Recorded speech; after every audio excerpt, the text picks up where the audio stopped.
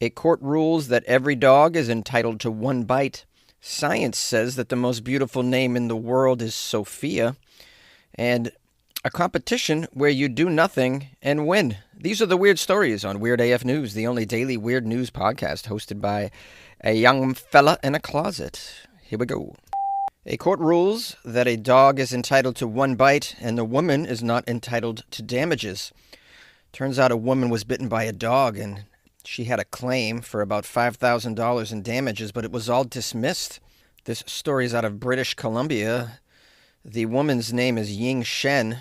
She was walking in her apartment complex when she was bitten by a mini Australian Shepherd.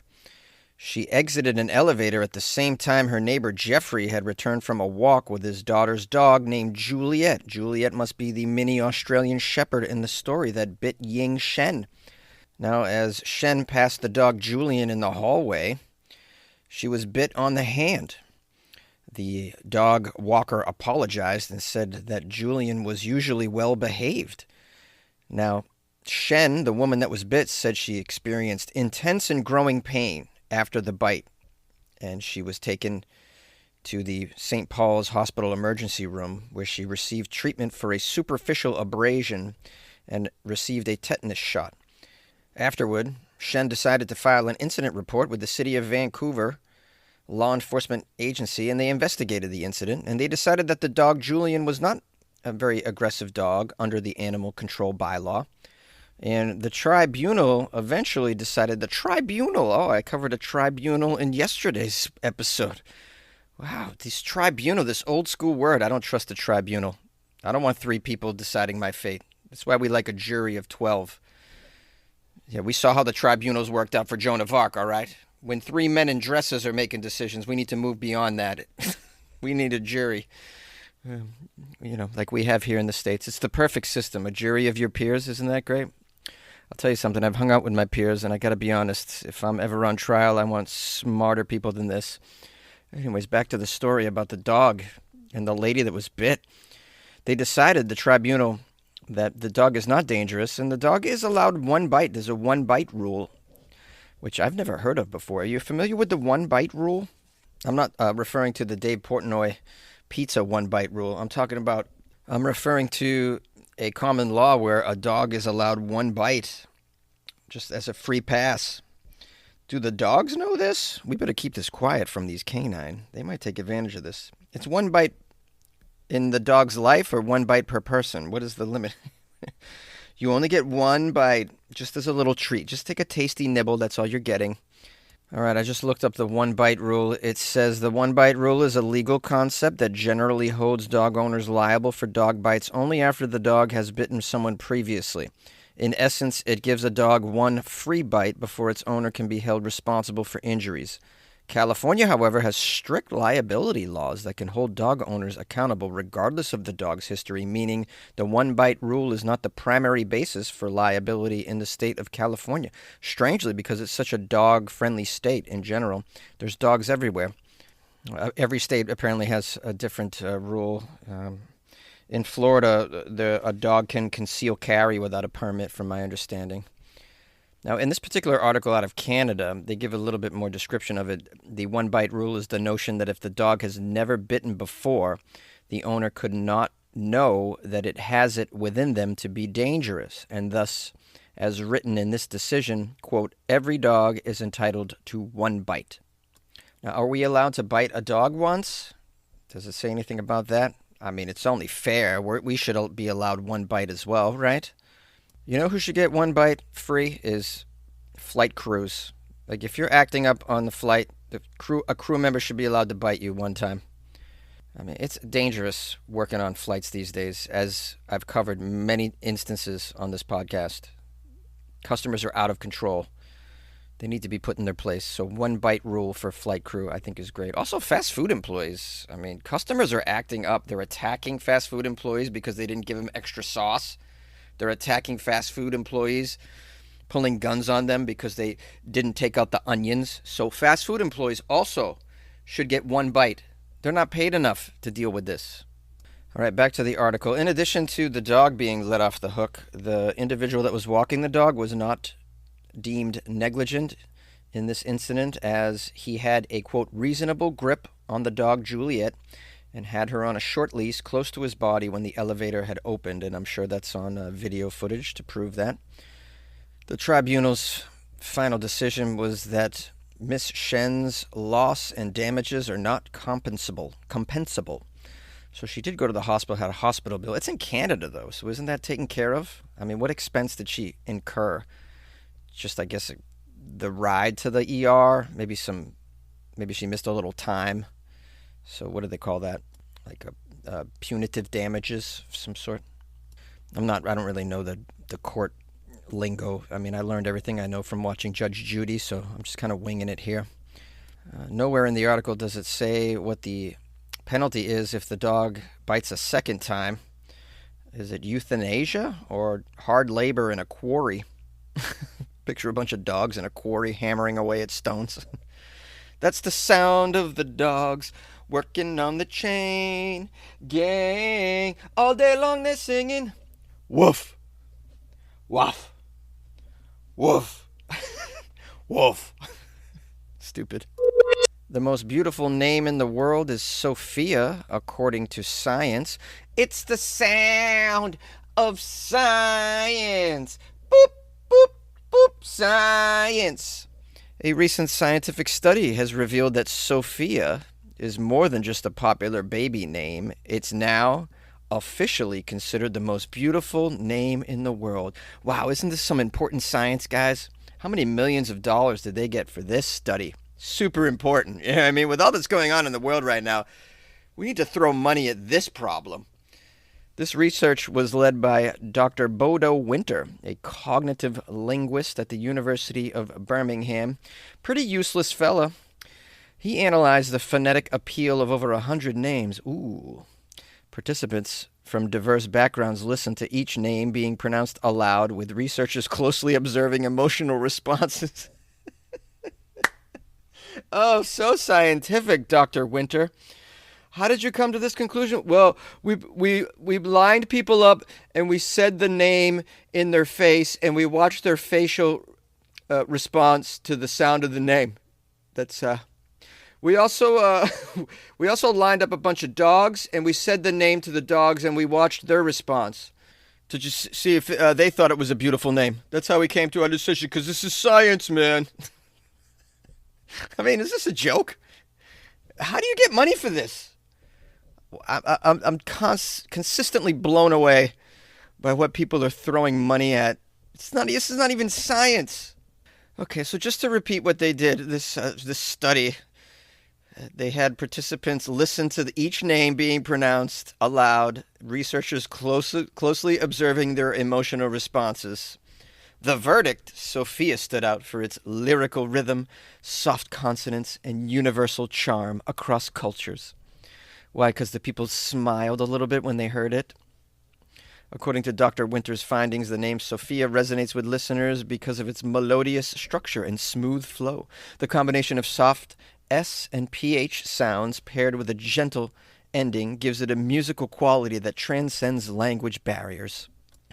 Yeah, all right. I mean, it is a pretty name, but, so is Vivian. So is Melody. So is Garth. Isn't that a pretty name? Garth. This is my baby Garth. Say hi to baby Garth. Isn't baby Garth pretty? Pay no attention to baby Garth's horn, all right? Now, the article says more than just a pretty sound. Sophia has deep historical and philosophical roots. Originating from the Greek word Sophia, it means wisdom, knowledge, and sound judgment. In ancient Greek philosophy, Sophia was one of the highest virtues, symbolizing clarity, insight, and moral strength. I have a feeling this study was paid for by the International Society of Sophias. Right? It's just a group of Sophias working the PR angles on their name, getting it out there. They want more babies to be named Sophia going forward. This is their agenda. Now, in case you don't know, the name Sophia carries spiritual significance because Saint Sophia of Rome, a 2nd century Christian martyr, is venerated across various traditions, further embedding the name's connection to strength and faith. All right, I'm coming to the end of this article here, and there's nothing further to say about this. I don't even think this is very scientific at all. This is just a person's opinion, I think. I decided to look up the most unpopular names. So, got this brief little list here of baby names that are out of style. Isaiah for boys. This is Isaiah, Kelvin, Yakov. Oh, Yakov. Henrik, Jeremias, Cole with a K, Carson with a K, Mikhail, Cody with a K. For girls, we have Eloise, Emiliana, Annika. Annika's beautiful. That's a great name. I know an Annika. That's a lovely name. Lilia, that's pretty. Even Eloise is kind of pretty. I know it's old school, but Alena with an A, Leyna. Cassidy with a K, that's a pretty name. Malaya, Haley. Haley's a great name. Allison, Layla. Layla's beautiful. Violet, Leanna, Claire, Elizabeth. These are normal names that I hear. I don't think these are out of style, are they? I don't know. I haven't never named a baby. It's just one of the perks in life that I'm just not going to have because I'm never having children. I'm not going to be able to name a human. I mean, that's pretty cool. Naming a human. There's certain things about not having any kids I'm thinking I might regret. Most of the time, I'm not going to regret any of it. But, like, I would love to go to one parent-teacher conference in my life for my kid. And then while I'm there, listen to the teacher goes, and so your son acts up quite a bit in class and can't stop talking. And then I'll go, yeah, but is he getting laughs? This episode is brought to you by Temptations Cat Treats. Your cat will come running for the perfectly irresistible Temptations Creamy Puree and Temptations Lickable Spoon Cat Treats. The best time to feed lickable cat treats to your cat is anytime. Feed by hand for a playful moment, in a bowl for a creamy treat, or as a topper to make mealtime fun. Visit temptationstreats.com to learn more. South Koreans compete to see who is the best at doing absolutely nothing.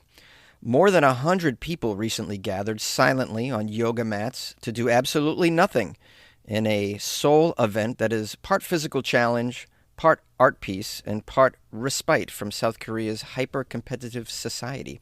It's called the annual Space Out competition, and their aim is to find out who's best at zoning out for 90 minutes without falling asleep, checking their phone, or talking. Now, this sounds like the sort of competition that many of us have been training our entire life for, but had no idea we were doing that. I mean, it sounds like my kind of competition. I could probably place silver medal at least. Just stay calm, don't fart or get an erection. I mean, I think I could do it. Now, I'm wondering, are chemicals allowed? Are you allowed to take a chemical? Because I'm thinking of one in particular that would be great for this. I'll give you a hint. It starts with a K and rhymes with etamine. It used to be given to horses, but now people take it at music festivals and other such gatherings. It says this year's participants in the Space Out competition range from teenagers to people in their 60s who gathered to compete in a simple yet difficult challenge, doing absolutely nothing for 90 minutes. Now in its 11th year, the event, hosted by the Seoul Metropolitan Government, was created to counter the notion that being idle is a complete waste of time. It began in 2014 at Seoul Plaza and has since grown into an international event with editions in cities such as Beijing and Tokyo. Now, you're probably wondering, as I am, how do they judge who wins this competition? Well, participants are judged over 90 minutes based on a combination of their heart rate graphs for the technical score and on-site audience voting for an artistic score. Each participant wears an armband-style heart rate monitor, which records data every 15 minutes to generate a technical score. Artistic scores are determined through votes cast by spectators at the venue. The top 10 teams based on artistic scores are shortlisted, and from among them, the top 3 and special award recipients are selected according to their technical scores. The first place winner receives a trophy and a certificate, while second and third receive certificates. All participants are awarded an official participation certificate. Furthermore, the event is free, and visitors are welcome to freely observe the event. And I assume also vote for an artistic score. Now, they dress up.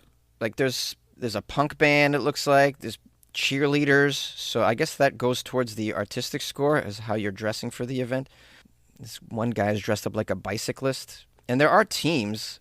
Like, it looks like there's groups of people. Like the band, the punk band, there's multiple. The cheerleaders, there's multiple. Oh, yeah, and here's a photo of the winning team. It's 3 of them. It's a punk band called Pogo Attack. And they're all holding up their certificates, and there's a trophy involved. So I guess as a team, what do they take, the average heart rate of your team? So many questions. You know how you hack this one, right? You just you bring your relative that's in a coma down to the team coma. I'm kidding. I mean, they probably wouldn't allow someone in a coma to participate. They probably wouldn't allow a monk either, like a Buddhist monk, because, they can just sit still for days without moving, slow down their heart rates. They're like experts at that. And in a way, like Gen Z's built for this too, because, they already go about life in their pajamas as it is. So doing nothing, they're like pros at this. The issue with them is that, I don't think they can go without their phones for 90 minutes. That's the problem. And then at the end of it, even if they didn't win, they're going to still expect a trophy. You know how that goes. Shots fired. Lowe's knows that no matter your paint or stain project, saving is at the top of your to-do list. Save now with buy one, get one half off select paints, stains, and primers from top brands like Valspar, HGTV Home by Sherwin-Williams, and Cabot via Visa gift card rebate. Find more Memorial Day deals now at Lowe's. We help, you save. Selection varies by location. While supplies last, discount taken at time of purchase. See sales associate for details. Offer valid 5/15 through 5/28. Hi, and thank you for joining me for this episode of Weird AF News. I appreciate you. Thanks to everyone who reached out to me, sent me emails, sent me stories, links to articles for the show's production. Appreciate that as well. It helped a lot, so thank you. Keep them coming. My email's funnyjones@gmail.com. If you'd like to call the show, the number's 646-450-2012, and my Instagram is @funnyjones. Follow me on the gram, @funnyjones. I'd love to get to 10,000 followers if I could someday. That'd be pretty cool, wouldn't it? I'm like 3,000 short, so doing our best here. Anyways, if you want to support the show as well, I got a website, weirdafnews.com. That's where you can go buy me a coffee or join the Patreon. Join the Patreon. That's the thing to do. Amazing time in the Patreon. It's a party in there. You definitely want to join that. You can also go to patreon.com/weirdafnews. Don't even have to just bypass the website entirely. How about that? Anyways, I'm going to keep this brief, and we'll see you tomorrow for another episode of Weird AF News. Good luck with your life, man.